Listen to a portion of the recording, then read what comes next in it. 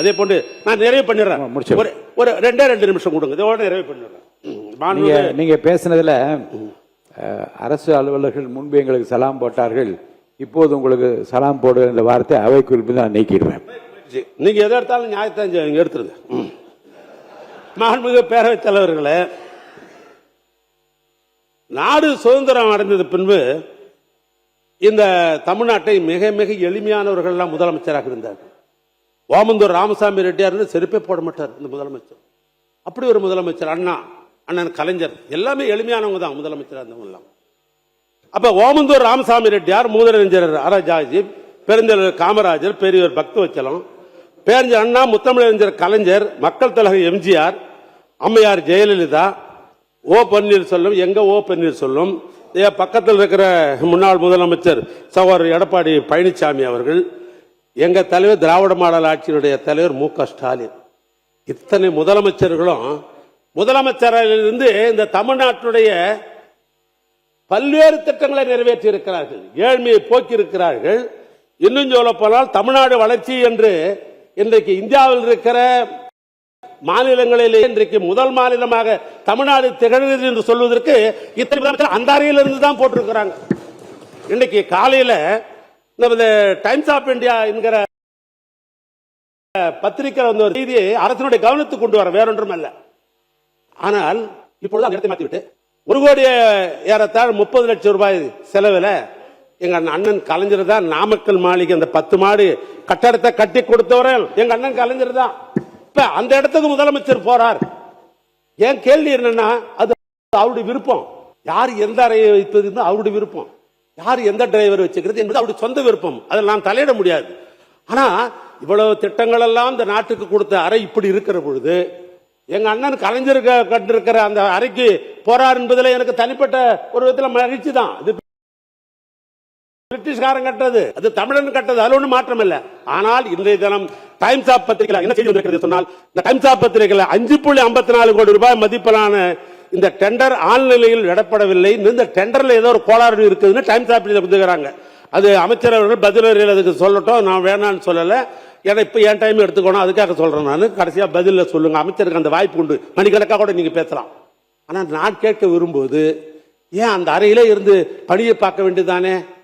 ஏன்னா அங்க தலைமையுடைய சங்கத்தினுடைய தலைவர்கள், அதனுடைய பொறுப்பாளர்கள் பேசுறாங்க, இங்க எங்களுக்கு உணவு அருந்தத்துக்கு இடம் கிடையாது, எங்களுக்கு புழங்குறதுக்கு இடம் கிடையாது, ஓய்வுக்கு இடம் கிடையாது, இந்த இடத்தை முழுமையாக எடுத்துக்கொண்டோம் என்று சொன்னால் நாங்க எங்கே போவது என்ற அந்த ஒரு மர்மிங், அதாவது அங்கே பேசப்படுகிறது, அந்த அதிகாரிகள் அலுவலர்கள் பேசுகிறார்கள். அதையும் முதலமைச்சருடைய கவனத்திற்கு இந்த ஆட்சிக்கு கொண்டு வர நான் விரும்புவது, நீங்க எப்பவுமே இந்த டெண்டர் விஷயத்தில் நாங்க பியூரிசி என்று நாங்க சொன்னீங்க. ஆனா டைம்ஸ் ஆஃப் இந்தியாவில் இன்னைக்கு பக்கம் பக்கமாக இந்த டெண்டர் விஷய பணிகள்லாம் நடந்த பின்பு இப்ப ஆன்லைன் டெண்டர் என்று போடப்பட்டிருக்கிறது என்றெல்லாம் பத்திரிகை வந்த செய்தியை மட்டும் உங்களுடைய கவனத்துக்கு கொண்டு வந்து, மாண்புமிகு பேரவைத் தலைவர்களே, நிறைவாக ஒரு குரலை சொல்லி நான் முடிக்கலாம் என்று நான் கருதுகிறேன். சூற்றி முடிவு துணை செய்தல் அத்துணிவு, தாட்சியுள்ள தாங்கள் தீது அப்படின்றார் வள்ளுவர். சூற்றி முடிவு துணிவைதல் அத்துணிவு, தாட்சியுள் தாங்கள் தீதுன்ற நான் சொல்லல, ஐயன் வள்ளுவர் எழுதுனது. அது ஒரு செயலில் ஈடுபாடு முடிவெடுக்குவதற்கு முன்னால், ஒரு செயலில் ஈடுபட்டு முடிவெடுக்க முன்னால் அச்செயல் விளையும் சாதக பாதங்களை பற்றி ஆராய்ந்து முடிவெடுத்திருக்க வேண்டும். அப்படி முடிவெடுத்த பிறகு காலம் தாழ்த்துவது, எப்ப முடியாது, 3 மாசம் சென்று தான் முடியும், 6 மாசம் சென்று தான் முடியும், 2 வருஷம் சென்னாதான் முடியும் அப்படி காலம் தாக்குறோம் பார், அது எங்க வந்து முடியும் என்றால் தீதில் முடியும் என்று வள்ளுவர் சொல்றார். நான் இதெல்லாம் சொல்லல, இந்த ஆட்சிக்காரர் அட்வைஸ் பண்றாரு, ரொம்ப காலதாபம் பண்ணாதீங்க, அப்படி பண்ணீங்கன்னா அது தீதாக அமையும் என்று வள்ளுவர் சொல்லுகிறார். எனவே அந்த வள்ளுவர் தான் இந்த ஆட்சிக்கு பொருத்தம் என்று சொல்லி, அச்சம் என்பது மடமையடா, அஞ்சாமை திராவிடர் உடமையடா, 6லும் சாவு 100லும் சாவு, தாயகம் காப்பதுதான் இந்த கழக உறுப்பினருடைய கடமை என்று சொல்லி என் உரையை நான் நிறைவு செய்கிறேன். நன்றி, வணக்கம். மாண்புமிகு பொதுப்பணித்துறை அமைச்சர் அவர்கள். மாண்புமிகு பேரவைத் தலைவர்களே, மூத்த உறுப்பினர்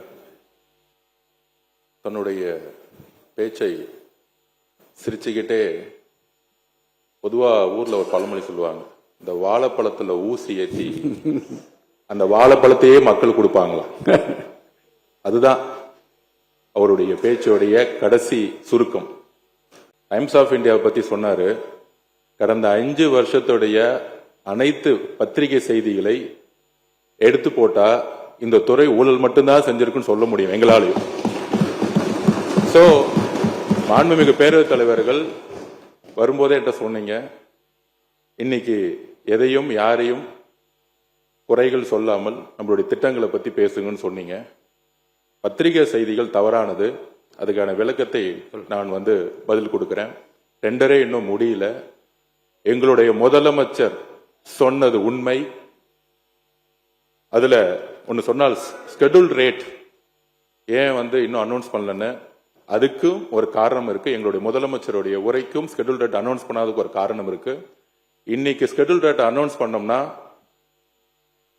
பொதுவா சிவில் ரேட்டுடைய விலைக்கு ஏற்ற மாதிரி பண்ணணுங்கிறது எங்களுக்கு தெரியும். பொதுவா 3%, 5%, 7% பொதுவா விலை ஏற்றுவார்கள். ஆனால் நாங்கள் போன வருஷம் என்ன இருக்கோ ஸ்கெடியூல் ரேட் அதே எல்லா டிபார்ட்மெண்ட்டுக்கும் கொடுத்திருக்கோம். ஏன் அப்படின்னா இன்றைக்கு கூடிய சீக்கிரத்தில் வெள்ளை அறிக்கை வெளியிட போறோம். நெடுஞ்சாலை துறையிலையும் பொதுப்பணித்துறையிலையும் கடந்த 5 வருடங்களாக நடந்த அனைத்து டெண்டர்களையும் என்ன நடந்தது என்று இன்றைக்கு அவையில நாங்க சொல்ல விரும்பல. அதுல இந்த லாஸ்ட் 60 நாள்ல 20 ப்ராஜெக்ட் மேல ரீடெண்டர் விட்டோம். அதோடைய பாசிட்டிவ் ரியாக்ஷன் என்ன, முதலமைச்சர் சொன்ன மாதிரி ஹை வேல்யூ போட்டாங்க அப்படின்னு சொன்னது உண்மை. சுமார் 20% 36% வேல்யூ கம்மியா இன்னைக்கு டெண்டர் வந்து கொண்டிருக்கு. அதை இந்த மாமன்றத்தை தாக்கல் செய்ய நாங்க ரெடியா இருக்கிறோம்.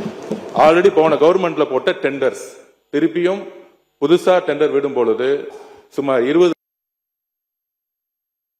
வேல்யூ இன்னைக்கு கம்மியாக கிடைத்து அந்த பணம் எல்லாம் நம்மளுடைய ட்ரெஷரிக்கு வந்து கொண்டிருக்கிறதுங்கிறதான் உண்மை. இதை என்னுடைய பதில் குறிப்பில் சொல்றேன். அப்புறம் மாண்புமிகு முதலமைச்சருடைய அலுவலகம் செக்ரட்டரியேட் கட்டணும்னு கலைஞர் நினைச்சாரு. அதுல ஏதாவது உடன்பாடு இல்லாம இருக்கா? மாண்புமிகு அம்மா அவர்கள் ஒரு புது செக்ரட்டரியேட் கட்டணும்னு நினைச்சாங்க. அதுலயும் உடன்பாடு இருக்கும். பட் கால சூழ்நிலை ஏன் செக்ரட்டரியேட் கட்டணும்னு நினைச்சாங்க? அரசு அலுவலர்களா இருக்கட்டும், முதலமைச்சர் காலையில 9:30 இருந்து மாலை 5:05 பல்வேறு தரப்பு அரசு ஊழியர்களாகட்டும், வெளிநாட்டு பிரதிநிதிகளாகட்டும், நம்மளுடைய விசிட்டர்ஸ் ரூம் பாத்தீங்கன்னா தெரியும். ஒரு வெளிநாட்டில இருந்து ஒரு அமெரிக்கன் கான்சுலேட்டோ ஒரு வெளிநாட்டு அதிகாரிகள் வரும்பொழுது உட்காரக்கூடிய இடம் இன்னும் அப்டேட் செய்யப்படல.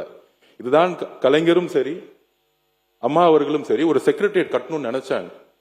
அப்ப முதலமைச்சருடைய வேலைப்பளு புதிய திட்டங்களுக்காக அவரை சுத்தி கிட்டத்தட்ட ஒரு 200 பேர் இன்னைக்கு ஒரு நியூ விஷன், ஒரு புதிய மாற்றத்தை உருவாக்க, ஒரு நியூ ரீஸ்ட்ரக்சருக்காக தன்னுடைய அலுவலகத்தை எல்லோரும் அமரக்கூடிய முதலமைச்சர் தான் மட்டும் நல்ல ரூம்ல உட்கார்ந்தா பத்தாது. அங்க இருக்கக்கூடிய நீங்க பாத்தீங்கன்னா தெரியும். இப்ப கூட நீங்க உள்ள வரலாம். S1, S2 முதலமைச்சருடைய S1, S2, S3, S4 ஒரு 100 ஸ்கொயர் ஃபீட் கூட இல்லாத ஒரு ரூம்ல உட்கார்ந்து அவங்க வேலை பார்த்துட்டு இருக்காங்க. அப்ப முதலமைச்சருடைய பரந்த உள்ளம் அனைத்து அதிகாரிகளுக்கும் ஒரு நல்ல வசதியான இடம் வேண்டும் என்கின்ற ஒரு உணர்வுடன் தான் தன்னுடைய அலுவலகத்தை அவரை சுத்தி கிட்டத்தட்ட 80 பேர் உட்கார்ந்து வேலை பார்க்கும் போது அங்க சரியான கழிவுற வசதி கூட கிடையாது. நீங்கள் இப்பொழுதும் போய் பார்க்கலாம். இதற்காக தற்காலிகமாக ஒரு ஏற்பாடுக்காக தான் இந்த இடத்தை மாத்துறாங்களே தவிர இதை மற்ற உறுப்பினர்கள் சொல்லும் போது கூட இது ஒரு அவருடைய வசதிக்கோ அவருடைய தேவைக்கோ அவர் கிடையாது. அவரு இன்னைக்கும் சொல்றோம், நாங்க கேம்பெயின் போகும்போது ஒரு சாதாரண ஹோட்டல்ல ஏன் வண்டிலேயே வேன்லயே படுத்துட்டு சாப்பிட்டு அங்கேயே ஒரு 2 மணி நேரம் இருந்துட்டு போறக்கூடிய ஒரு எளிமையான முதல்வர் எங்களுடைய முதல்வர். அதனால இந்த தவறான தகவல்களை அவைக்கு எதுவும் தெரிவிக்க வேண்டும் சொல்கிறேன். மித்த எல்லா கேள்விகளுக்கும் என்னுடைய பதிலறிவில் நான் தெரிவிக்கிறேன். மாண்புமிகு உறுப்பினர் திருமதி தாஹிரா அவர்கள். சரி. மாண்புமிகு பேரவைத் தலைவர்களே, நான் ஏற்கனவே விளக்கமா சொல்லிட்டேன். இது இந்த ஆட்சியும் சரி 6 ஆட்சிக்கு வந்தாலும் இந்த ஷெட்யூல் ஆபரேட்டர் 1947 இருக்கிறது. இது இப்ப புதுசா இல்லை. இது தனிப்பட்ட அமைச்சர்கள். இப்ப பொதுப்பணித்துறை அமைச்சர்னா இவரு தயார் பண்ணிக்க முடியாது. பக்கத்துல நம்முடைய அமைச்சர் இருக்கிறாரு, தயார் பண்ண முடியாது. இது பல்வேறு துறையில் இருக்கிறவர்கள்லாம் சேர்ந்து ஐஏஎஸ் அதிகாரி, அது நிதித்துறையினுடைய செயலாளர் தலைமையில் இது நடைபெற்று இது பண்றாங்க. அது இதை வச்சு தான் எஸ்டிமேட் போடுறோம். இதுல யாரும் ரேட்டு ஏத்திக்கிறது மீண்டும் அமைச்சர் சொல்றார் தவறு. நான் டெண்டர் போடுகிற பொழுது ஒப்பந்ததாரர்கள் தனக்கு வேலை கிடைக்கணும் எப்படியாவது. சில பேர் என்ன பண்ணுவாங்க, ஒப்பந்ததாரன்னு கேட்டீங்கன்னாக்கா நமக்கு லாபம் கூட வேணாம், நம்ம இருக்கிற ஆட்களுக்கு சம்பளம் கொடுத்தாலும் சும்மா வச்சு சம்பளம் கொடுக்க முடியாது, மிஷினுக்கு டீசல் ஊற்றி ஆகணும் அப்படின்ற அடிப்படையில் கூட லோ டெண்டர் போடுவாங்க. அது ஆட்சிக்கோ அமைச்சருக்கு சம்பந்தம் இல்லை. ஏன்னா இந்த ஷெட்யூல் ஆஃப் ரேட் முடிச்சுட்டோம்னா, டெண்டர் போட்டுட்டோம்னா முடிஞ்சது. இன்னும் சொல்ல போனா இன்னைக்கு அமைச்சர் மானிய கோரிக்கையில் இன்னைக்கு என் துறைக்கு எவ்வளவு பணம் வேணும்னு உங்ககிட்ட கேட்கிறாரு, பாஸ் பண்ணிட்டா முடிஞ்சிருச்சு அந்த வேலை. இல்ல இல்ல அப்படி கிடையாது. அதிகாரிகள் எந்த திட்டம் திட்டினாலும் அமைச்சருடைய கவனத்திற்கு வராமல் திட்டம் எதையும் ரிலீஸ் பண்ண முடியாது. இது என்னுடைய நேரடி கண்காணிப்புக்கு வந்த பிறகுதான் எல்லா துறையோடைய அதிகாரிகள் சேர்ந்தாலும் ஷெட்யூல் ஆஃப் ரேட் பொதுப்பணித்துறை அமைச்சர்கிட்ட வந்துதான் ரிலீஸ் செய்யப்படும். அதை நான் பதிவு பண்ணிட்டேன். போன வருஷம் இருந்த ஷெட்யூல் ஆஃப் ரேட்டை நாங்க மெயின்டைன் பண்ணிட்டு இருக்கோம். அது ஏன்னா இப்ப நாம ஒரு 7% 10% ஏத்திட்டா இப்ப டெண்டர் விடக்கூடிய இடத்துல நாம் சொல்ற மாதிரி முன்னாடி அதிகமான வேல்யூ பண்ணி டெண்டர் விட்டதெல்லாம் இன்னைக்கு 20% வரும்பொழுது இந்த ஷெட்யூல் ஆஃப் ரேட்டை கம்பேர் பண்ண ஆரம்பிச்சிருவாங்க. இன்னைக்கு இருக்க ஷெட்யூல் ஆஃப் ரேட் படி தானே அவங்களும் விடுறாங்க. அப்படிங்கிறதுக்காக இதை எங்களுடைய வெள்ளை அறிக்கையில் தெளிவா நாங்கள் பதிவு பண்ணுவோம்.